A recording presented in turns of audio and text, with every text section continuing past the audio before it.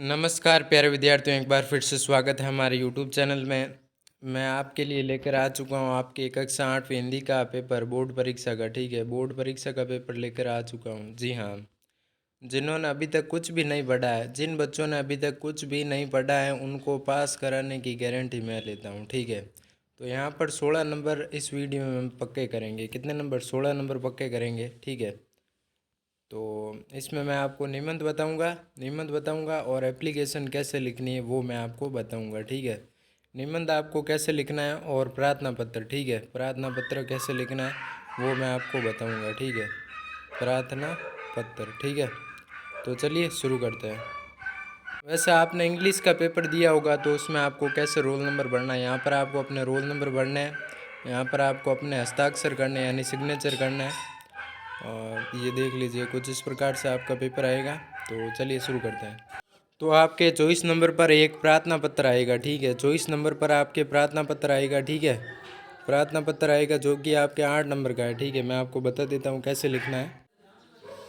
तो यहाँ पर सबसे पहले आपको क्या लिखना है, सेवा में। ठीक है, जो भी आपके पर्सन आएगा उसके हिसाब से आपको मतलब प्रार्थना पत्र लिखना है। ठीक है, यह आपके 8 नंबर का है, मोस्ट इम्पोर्टेंट है। ठीक है, अगर प्रधानाचार्य को 2 दिन के अवकाश हेतु प्रार्थना पत्र आ गया तो आपको किस प्रकार से लिखना है, और अगर विषय में कुछ और भी आता है तो कैसे लिखना है वो मैं आपको बताऊंगा। ठीक है, 16 नंबर पक्के कर लो, एक तो निबंध के और प्रार्थना पत्र के।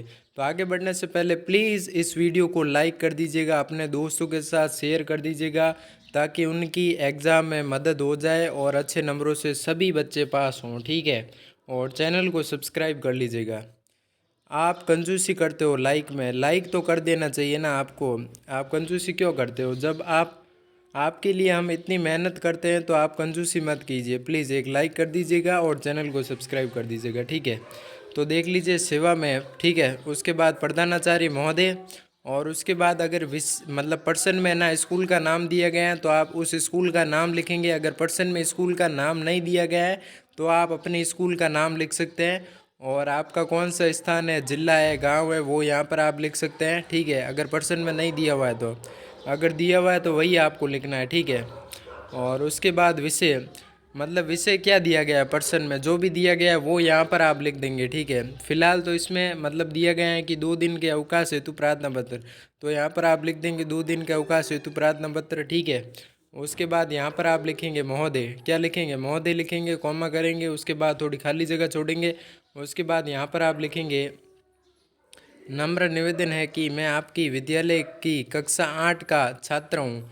मतलब अगर आप लड़का हैं तो छात्र लिखेंगे, अगर आप लड़की हैं तो छात्रा लिखेंगे। ठीक है, उसके बाद यहाँ पर आप अपना नाम लिखेंगे, और उसके बाद हूँ मुझे बीमारी या पारिवारिक कार्य या अन्य कारण, आप कुछ भी लिख सकते हैं, जैसे कि मुझे बुखार आ रहा है तो मुझे छुट्टी चाहिए, या जो भी आपका कोई और कारण है तो वो यहाँ पर आप लिख सकते हैं। उसके बाद कारण, दिनांक, दिनांक आज आज की तारीख लगा देना, 22 तारीख से लगाकर 24 तारीख तक। ठीक है, उसके बाद यहाँ पर आप लिख देना मार्च 2025। ठीक है, यहाँ पर आप लिख देंगे। उसके बाद यहाँ पर 2 दिन का अवकाश चाहिए। ठीक है, यहाँ पर आप लिख देंगे। विषय के हिसाब से लिखना है। ठीक है, विषय इसमें तो फिलहाल दिया गया है कि 2 दिन अवकाश है, तो ठीक है, जो भी विषय में है उस हिसाब से यहाँ पर आप लिख सकते हैं। ठीक है, और आपका पेपर ख़त्म होना तब कमेंट करना कि ये एप्लीकेशन आई या नहीं आई है। ठीक है, और वैसे ये मोस्ट इम्पोर्टेंट मैं आपको बता रहा हूँ। ठीक है, ताकि अभी तक किसी ने कुछ भी नहीं पढ़ा है तो वो एग्ज़ाम में अच्छे नंबरों से पास हो। ठीक है, अतः आपसे विनम्र अनुरोध है कि कृपया मुझे 2 दिन का अवकाश प्रदान करें ताकि मैं आवश्यक कार्य पूरा कर सकूं। ठीक है, इस प्रकार से यहाँ पर लिख देना है। उसके बाद यहाँ पर आपको क्या करना है, आपका आज्ञाकारी छात्र या छात्र लिखेंगे। उसके बाद यहाँ पर आप आपका नाम लिख देंगे। अगर पर्सन में कोई नाम दिया गया है तो वो यहाँ पर आप लिखेंगे। ठीक है, और उसके बाद कक्षा 8 लिख देंगे, आपका जो भी रोल नंबर है वो यहाँ पर आप लिख देंगे। ठीक है, अब हम क्या करेंगे, अब हम निबंध करेंगे। ठीक है, तो स्वच्छ भारत का बहुत ही इम्पोर्टेंट निबंध है, तो वो मैं आपको बता रहा हूँ। ठीक है, कैसे लिखना है। अगर किसी और विषय पर भी निबंध आ जाए ना तो किस प्रकार से लिखना है वो यहाँ पर मैं आपको बताने वाला हूँ। तो यहाँ पर आप देख सकते हैं 25, मतलब आपको 25 नंबर पे पर्सन मिलेगा निबंध का। ठीक है, लास्ट का पर्सन 8 नंबर का होगा। इसमें आपको 4 दिए होंगे। ठीक है, 4 में से कोई भी आपको एक करना है। ठीक है, तो मैं आपको बता देता हूँ।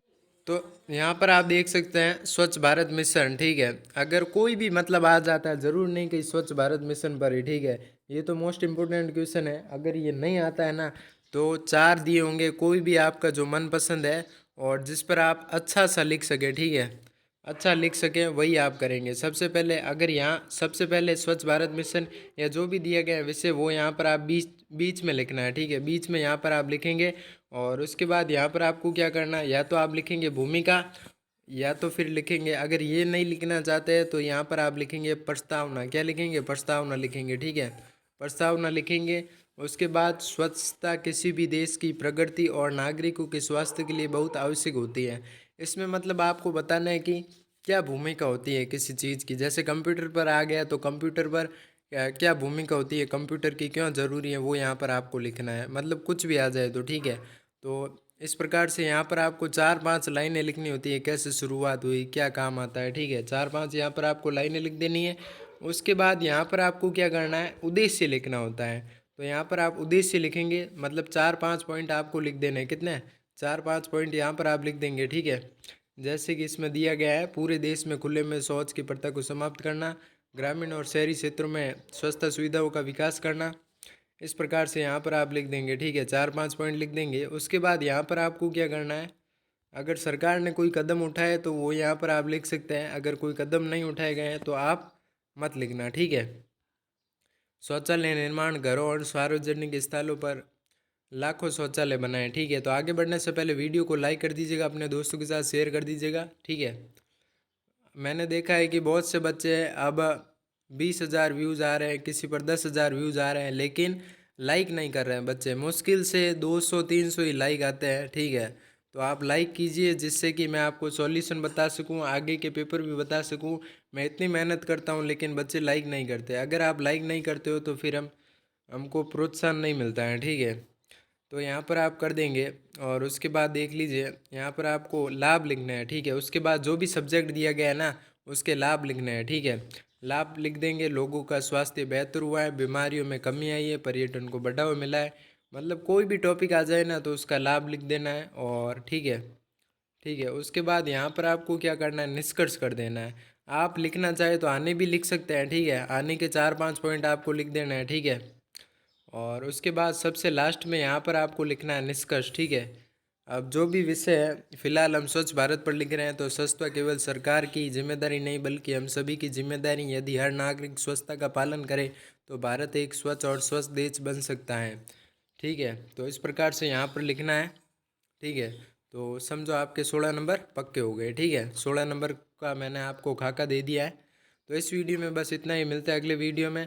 मैं आपको सभी पेपर के सॉल्यूशन करवाऊंगा, जैसे कि सामाजिक विज्ञान का पेपर भी बताऊंगा हमारे चैनल के माध्यम से। तो चैनल को सब्सक्राइब कर दीजिएगा नियमित रूप से पढ़ाई करने के लिए, ठीक है। सारे के सारे पेपर आपको मिलेंगे, टेंशन फ्री रहिए। धन्यवाद।